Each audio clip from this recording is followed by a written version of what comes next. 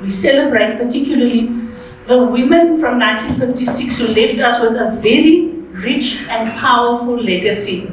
The African Women Against Corruption Network is really now working to bring to light that corruption has a gender face, and it steals not only money, but it also steals dignity, safety, and opportunity. Corruption is deeply personal.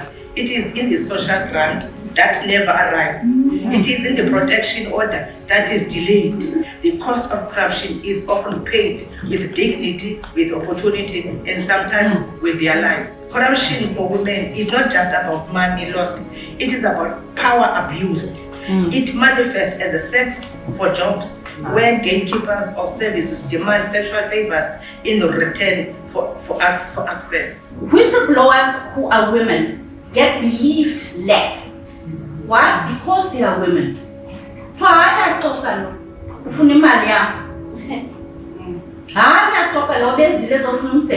when one talks about sextortion, you think, hey, this must be like, like prostitution or something like that, because it sounds like a very bad word. Because sometimes as the victim, you don't even realize you're the victim. Because we've seen how many cases, high-profile cases, women who are whistleblowers who end up dead. And they end up dead because they were brave enough to stand up. Sexual corruption is transactional, right? It is one of those where it is tied to a benefit, right? It is tied to a service that a person is entitled to. So it is one of those where sleep with me or you will not get. The burden of responsibility, even in policy, has to also fall on men. It can't just be that when it comes to fixing society, fixing such issues, especially of a gender dimension, it's going to be that women need to do such and such.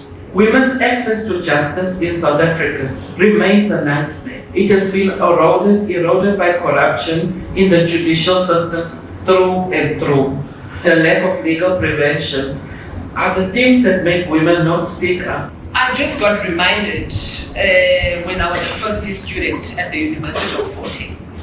I needed residents to stay because in Tlaleqahuni and I'm doing become accounting, it's challenging.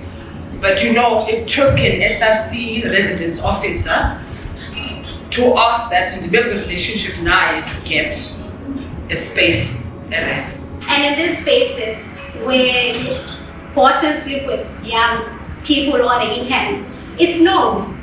The older colleagues know, and they will shame you for it, you as the victim.